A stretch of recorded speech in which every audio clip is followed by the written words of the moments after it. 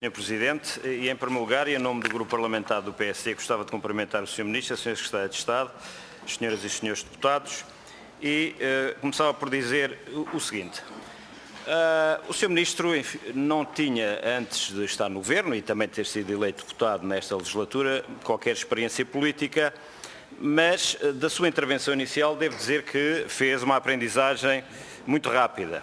Fez uma aprendizagem muito rápida porque trouxe-nos aqui uma intervenção que, no fundo, nada disse de concreto e em termos políticos. Porque, de facto, e em termos políticos, há dados significativos que têm a ver com as questões da empregabilidade. Não só na administração pública, mas da empregabilidade em geral. E fomos confrontados com a sua mais recente entrevista ao Jornal Público, na qual o Sr. Ministro admite, desde logo, que o cenário macroeconómico para o corrente ano, que era inicialmente de 1,2%, agora é 1,8%, perdão, agora é já de 1,2%. Eu, aliás, até cito as suas palavras. Já nem falo de 1,8%, isto é, e dar como barato o cenário mais pessimista neste momento, que é o da OCDE, de 1,2%. E, portanto, há aqui questões que são relevantes relativamente a esta sua admissão de, eu diria, um rotundo fracasso relativamente ao cenário macroeconómico que não foi apresentado em 2015. Recordemos que foi apresentado já este ano, uma vez que o Orçamento de Estado foi aprovado com algum atraso em virtude da nova legislatura e das eleições que surgiram tardiamente em 2015. E, portanto, quais são os impactos desta redução do PIB, que é significativa, sobre a redução do desemprego, isto é, sobre a previsão de mais de 0,8% de emprego que tínhamos no cenário macroeconómico, a redução do desemprego de menos 1%, que já de si era bastante conservadora, que tínhamos inicialmente no cenário macroeconómico, e as repercussões que ele terá inevitavelmente sobre o financiamento da Segurança Social, seja no encaixe de menores receitas, seja como, eventualmente, previsivelmente, até no aumento dos estabilizadores automáticos, isto é, do pagamento de mais subsídios de desemprego.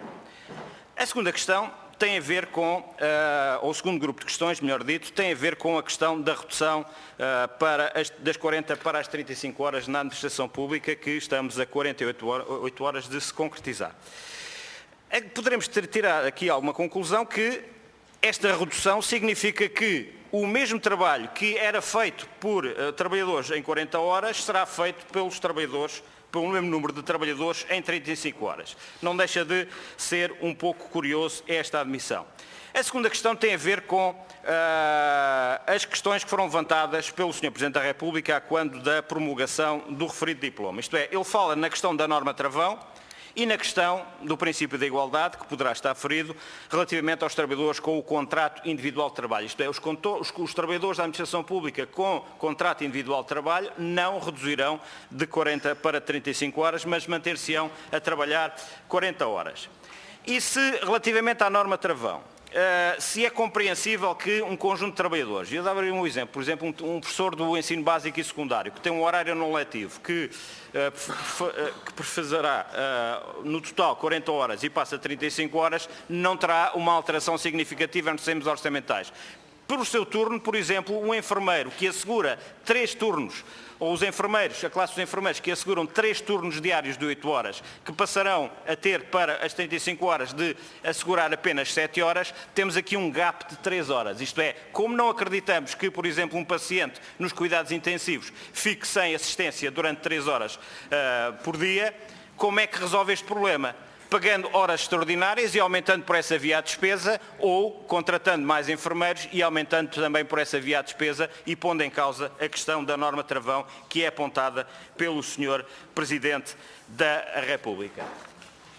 Por último, e não foi aqui abordado, mas tem a ver com esta comissão e são questões laborais e tem a ver, no fundo, o Estado enquanto acionista e empregador do maior banco existente em Portugal, o Banco Público, a Caixa Geral de Depósitos.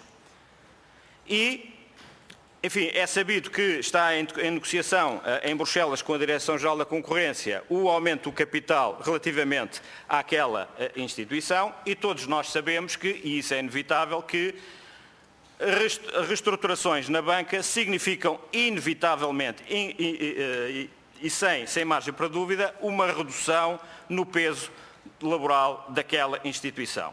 Fala-se em cerca de 2.000 a 2.500 trabalhadores que serão dispensados.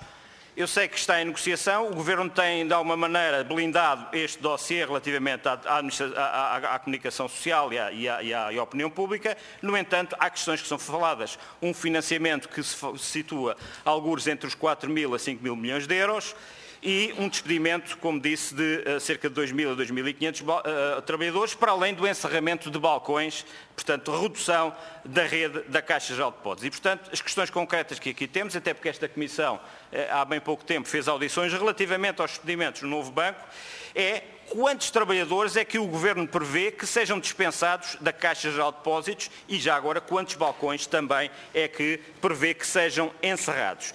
Isto é absolutamente fundamental, quando todos nós sabemos que quanto maior for o financiamento que o Estado injetar na Caixa Geral de Depósitos, provavelmente maior será o valor desta reestruturação e maior o número de trabalhadores a dispensar. E, portanto,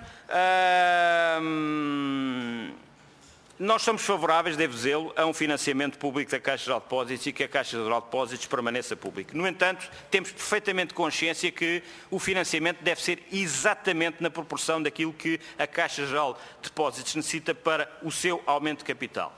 E que, portanto, quando aqui se joga um pouco com as palavras e se diz que terão que sair pessoas, mas que não haverá um despedimento coletivo, a dúvida que nos interroga é que se o Governo quer comprar a paz social na Caixa Geral de Depósitos com o dinheiro dos contribuintes, isto é, injetando mais dinheiro para que se possam pagar um tipo de indemnizações muito acima daquilo que é do que a lei dispõe, no sentido de não haver problemas relativamente a esta dispensa de trabalhadores. E, portanto, mas isso terá, obviamente, repercussões na atividade da Caixa Geral de Depósitos, que poderá, por esta via, ser bastante reduzida. Eu citaria até aquele que é o comunicado, o título do comunicado do STEC, que é um sindicato dos trabalhadores do grupo empresarial da Caixa Geral de Depósitos, que é insuspeito de simpatias pelo Partido Social Democrata, em que diz que querem transformar a Caixa Geral de Depósitos numa caixinha. E, portanto, aquilo que eu pedi ao Sr. Ministro é que o Governo, de uma vez por todas, deixasse de fazer caixinha relativamente a este assunto e que, concretamente, nos dissesse relativamente ao número de trabalhadores, como é que prevê essa dispensa de trabalhadores e quantos balcões prevê encerrar. Muito obrigado, Sr. Presidente. Muito obrigado, Sr. Deputado. Passo a palavra à